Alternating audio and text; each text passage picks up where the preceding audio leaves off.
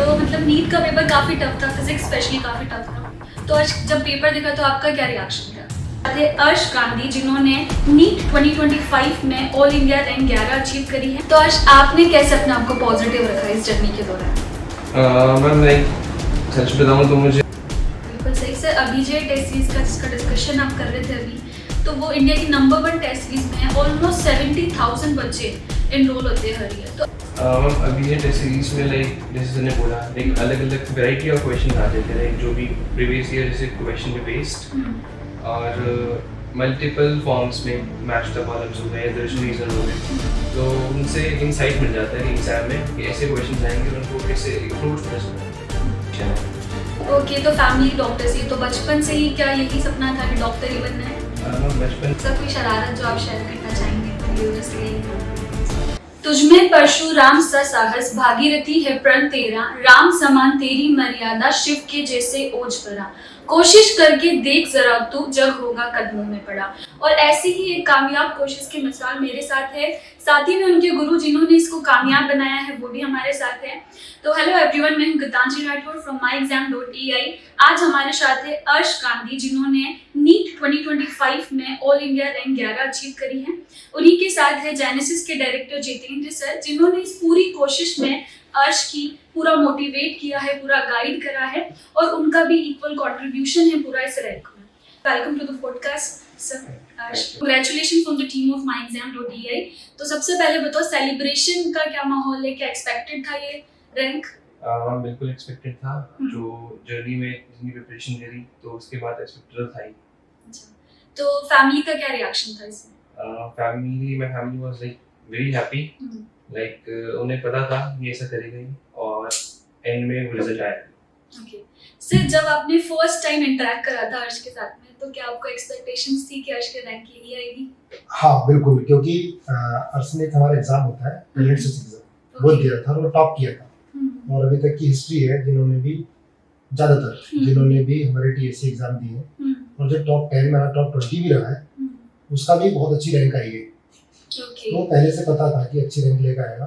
फिर देखिए ईश्वर का आशीर्वाद है कि इस तरह के बच्चे हमारे पास आए, भगवान का बहुत बड़ा आशीर्वाद होता है। तो आज थोड़ा सा अपनी फैमिली बैकग्राउंड के बारे में बताइए। मम्मी पापा क्या करते हैं, सिबलिंग्स हैं? मैं ओनली चाइल्ड हूँ और मेरे मम्मा डर्मेटोलॉजिस्ट हैं और पापा फिजिशियन हैं। ओके, तो फैमिली डॉक्टर से, तो बचपन से ही क्या यही सपना था कि डॉक्टर ही बनना है? मैम बचपन में तो ऐसा कुछ नहीं सोचा नहीं था। थोड़ा था 10th में एक बायोलॉजी पढ़ी थी तो इंटरेस्ट आना शुरू हुआ, तो फिर मैंने इसमें आगे परस्यू किया। अच्छा, तो फैमिली से इंस्ट्रक्शंस नहीं थे ऐसे कि नहीं डॉक्टर ही बनना है? मतलब वो तो लाइक फ्री थे, लाइक जो बनना है लाइक बन सकते हो। ओके, तो मम्मी और पापा में से मतलब किसकी फ्यूचर, जैसे आप डर्मेटोलॉजिस्ट हैं मम्मी, तो क्या आप भी सेम ब्रांच में जाना चाहते हैं? अभी तक तो लाइक यही सोचा है कि डर्मेट में ही आगे मैंने करियर बनाना है। ओके, तो जैसे कि अपन बचपन से एक स्टोरी सुनते हैं एकलव्य की और अर्जुन की, तो दोनों जो है वो तीरंदाजी में महारथी थे, मगर दोनों में जो डिफरेंस था वो ये था कि जो अर्जुन थे वो खुद द्रोणाचार्य से पढ़ते थे, जबकि जो एकलव्य थे वो उनकी मूर्ति से पढ़ा करते थे। तो ऐसे ही आपकी लाइफ में द्रोणाचार्य कौन थे और क्या रोल था जेनेसिस का पूरी आपकी प्रेपरेशन में? जेनेसिस क्लासेस के सारे टीचर्स ही मेरे द्रोणाचार्य थे और सबने मेरे लिए काफी हेल्प करी और मेरे को अच्छे से सपोर्ट किया। मैं डाउट्स लिए, टेस्ट यहाँ पे बहुत अच्छे होते थे, तो उसी से लाइक मैं जो बोलना चाहूँगा, thank you to all my teachers. Okay sir, revision के दौरान जब अर्श के मार्क्स बहुत अच्छे आया करते होंगे, नॉर्मल सी बात है टेस्ट सीरीज में, तो आप लोगों ने तभी से प्रेडिक्ट कर लिया होगा कि हाँ टॉप 10 में तो रैंक आ ही जाएगी, टॉप 20? नहीं, मैंने 2 दिन पहले ही अर्श सामने बैठा है तो मैंने बताया था कि अर्श मुझे लगता है कि सर 12 के अंदर आएगी रैंक, है ना? तो 11 रैंक आई, तो पता नहीं कैसे दिमाग में आया था, मैनिफेस्टेशन टाइप हो गया। हाँ, तो क्योंकि हम देख रहे थे कि जितने भी टेस्ट हैं, जैसे थिंक नीट के टेस्ट में इसके 720 710 इस तरह के मार्क्स चल रहे थे। देखो ये फर्स्ट रैंक वाला ही है, ये जितने भी बच्चे अपने हैं ना टॉप 100, ये फर्स्ट रैंक वाले ही है और ये फर्स्ट रैंक ही डिजर्व करता था। पर हम 11th को ही फर्स्ट रैंक मानते, शायद हम रेडी नहीं थे, शायद करनाल रेडी नहीं था फर्स्ट रैंक के लिए, ये हमारा इंफ्रा इतना बड़ा नहीं था कि फर्स्ट रैंक को, तो बस ईश्वर ने दिया, भगवान का आशीर्वाद समझते हैं इसको रख रहे हैं। तो अभी जैसे एक मूवी अभी आई है तारे ज़मीन पर, आमिर खान की मूवी है, तो वैसे ही उसके जो मूवी का सीक्वल भी अभी आया है, तो ऐसा सुना था कि जब पेपर देखा बच्चों ने तो सारे जमीन पर हो गए।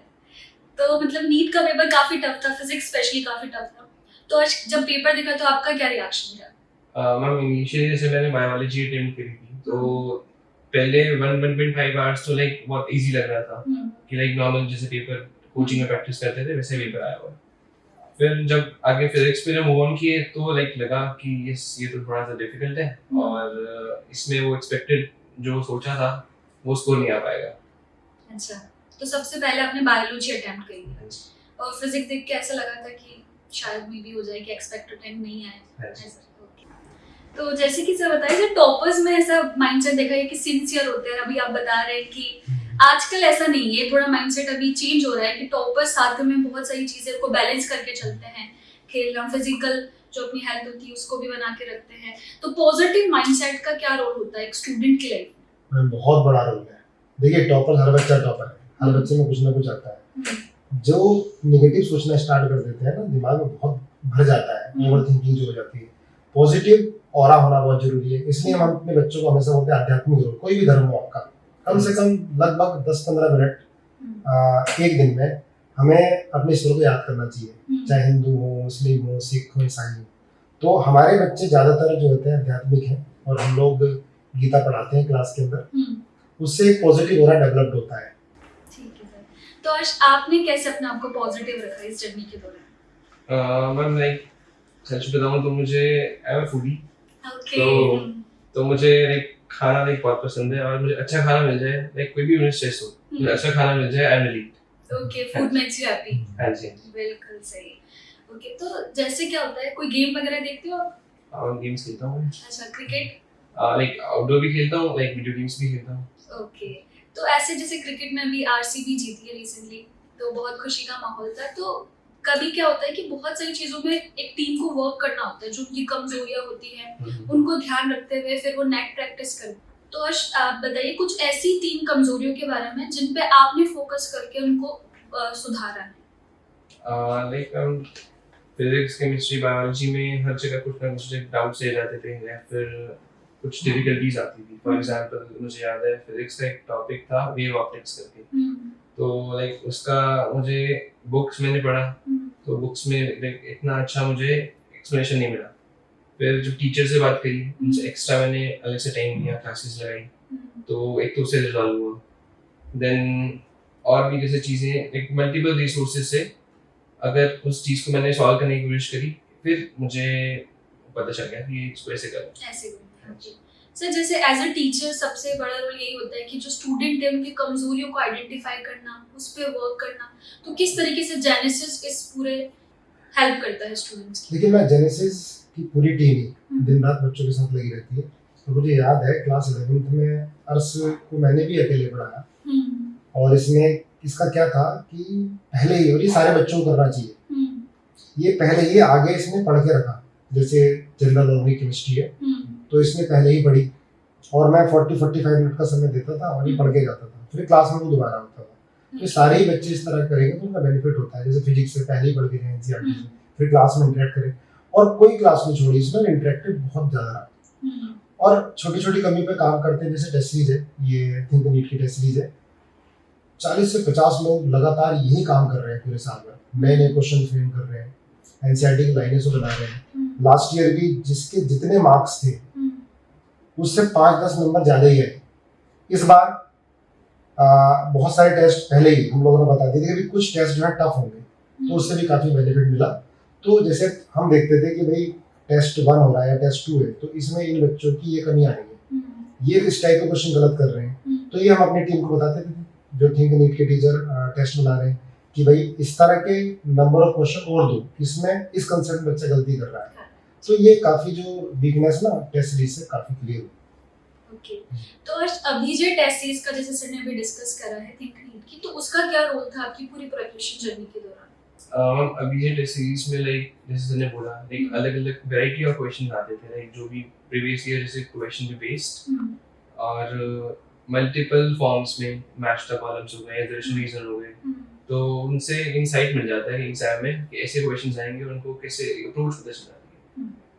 बिल्कुल सही सर। अभी जो टेस्ट सीरीज का जिसका डिस्कशन आप कर रहे थे अभी, तो वो इंडिया की नंबर 1 टेस्ट सीरीज में है। ऑलमोस्ट 70,000 बच्चे एनरोल होते हैं हर ईयर। तो आपका क्या इसमें? देखिए हम तो ना थिंक नीट से, थिंक IIT से पिछले 7 साल से जुड़े हुए हैं। जी सर। और जब से हम जुड़े तो हमारा काम पढ़ाना है ऐसे। बाकी सारा मटेरियल ये थिंक नीट वाले तैयार करते हैं।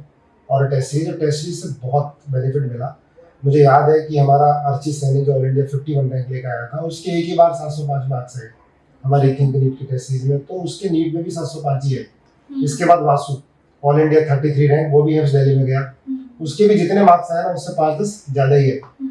तो थिंक नीट की टेस्ट सीरीज, अभी ये टेस्ट सीरीज ने मतलब बहुत कॉन्फिडेंस दिया हमारे सारे टीचर्स को भी। और सबसे बड़ी बात क्या है कि इसमें गलतियाँ नहीं है, बहुत कम गलतियाँ हैं।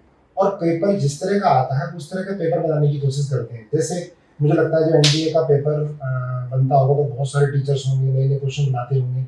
सेम पैटर्न पर ही मैंने खुद जाके देखा कोटा में कि लगभग 40 से 50 टीचर डेली NCERT की लाइनों से क्वेश्चन फ्रेम करते हैं। तो माइंड सेट कुछ ना कुछ मैच करता है। तो इस बार आप करें 70,000, मुझे लग रहा है इस बार कम से कम 1 से 1.5 लाख बच्चा टेस्ट सीरीज को भरेगा। और 1 से 1.5 लाख बच्चों में बच्चों की रैंक दिखाई देगी तो बच्चों में स्टेटस मालूम चलेगा अपना। मुझे नहीं लगता किसी और टेस्ट को भरने की जरूरत है। बहुत अच्छी टेस्ट सीरीज है। और ये नहीं कि मतलब मैंने थिंक नीट की टी-शर्ट पहन रखी तब मैं बोल रहा हूँ, ये सच्चाई है, मेरे सारे बच्चे बोलते हैं।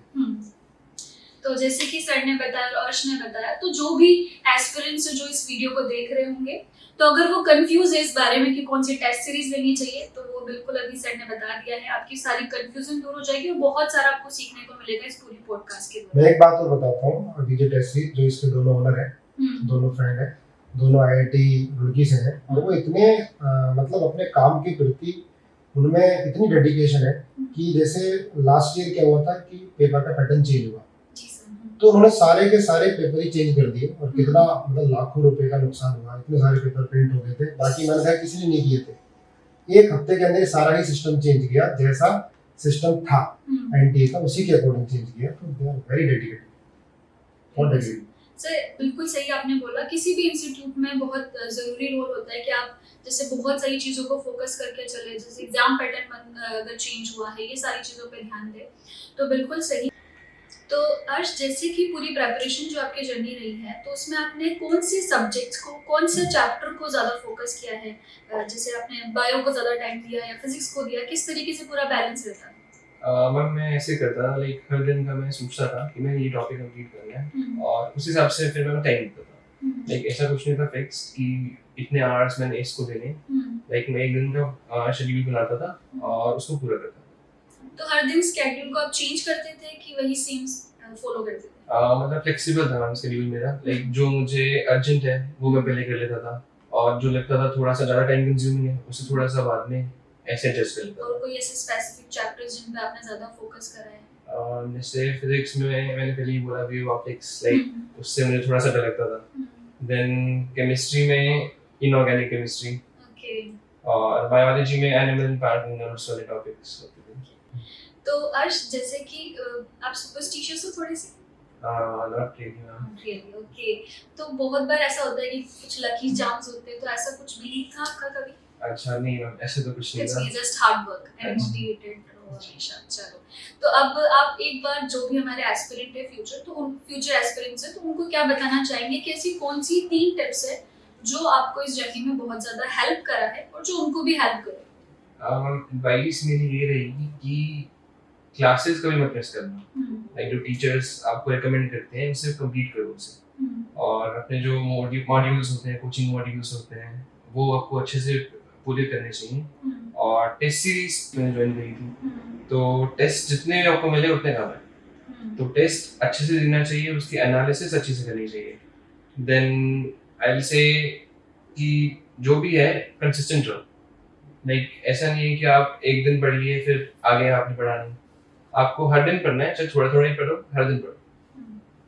तो सर जैसे ये तो सारी बात है कि थोड़ा सा एक फन सेगमेंट भी होना चाहिए, तो आपसे क्वेश्चन पूछना ज़्यादा सही रहेगा कि सर कोई शरारत जो आप शेयर करना चाहेंगे व्यूअर्स के लिए? हाँ, शरारत तो ऐसी मैंने देखी है। कभी कोई बंक वंक कुछ नहीं है? नहीं, कभी नहीं है। और आप देखो ना, इसकी एक बात और बताऊंगा। हाँ। ये अपना जैसे आया आराम से मस्ती से गाड़ी से आता था, गाड़ी खड़ी करता और बढ़िया चश्मा लगाने के बाद एंटर कर रहा है, और 2 वाटर बोतल साथ में अपने, पानी घर का ही हाइड्रेशन का पूरा पूरा ध्यान रखा। और घर का ही खाया, हम्म, घर का ही पिया उसने। अच्छा हाँ, तो इस पर क्या रहा कि बीमार नहीं पड़ा, वो श्रेय जाता है इसलिए मदर फादर को, डॉक्टर से दोनों। डॉक्टर्स को जाता है कि उन्होंने पूरा ध्यान रखा कि वो बीमार ना पड़े। तो आज क्यों ना आप ऐसा करो कि आपकी थोड़ी सी डाइट प्लान बता दो बच्चों को। बहुत सारे बच्चे सर इसी बारे में क्यूरियस रहते हैं। डाइट प्लान में ऐसा कुछ भी नहीं, लाइक जो नॉर्मल घर का खाना होता है, लाइक आपको एक बैलेंस्ड मील हो, like carbs, proteins, vitamins, minerals, सारा बस वही, उससे थाली जिसको कहते हैं प्रॉपर, हाँ प्रॉपर थाली, बस वो मैं लेता था और हाइड्रेशन का मैं ऐसे ध्यान रखता था। ओके। तो जैसे कि अब ये पॉडकास्ट खत्म होने वाला है, तो क्यों ना एक लास्ट टिप आप हमारे एस्पिरेंट्स को दे दो, जो पूरी आपका जो समरी मतलब पूरी जर्नी को जब आप देखते हो तो आपको क्या सीखने को मिला है, क्या एक लेसन जो आपको सीखने को मिला है उसके बारे में। मैम मैं बोलना चाहूँगा कि डिसहार्टन कभी मत होना, लाइक कोई भी डिफिकल्ट टॉपिक भी आए उसका कुछ ना कुछ वे मिल जाता है, बस आपको ढूंढना पड़ता है। बिल्कुल। सर आपकी तरफ से कोई मैसेज हमारे फ्यूचर एस्पिरेंट्स के लिए? सबसे पहले तो मैं बच्चों को कहना चाहूँगा कि पहले हम्बल रहे, और हमारे लिए जो सर्वोपरि है हमारे माँ बाप है। बिल्कुल सर। हाँ, वही हमारे एक तरह से ईश्वर के बाद माँ बाप ही है। मैं तो सारा श्रेय देखो मैं कृष्ण अर्पण वस्तु अपने माँ बाप और ईश्वर को, कृष्ण जी को देना चाहता हूँ। तो thank you so much sir for joining us, thank you अर्श फॉर ज्वाइनिंग अस।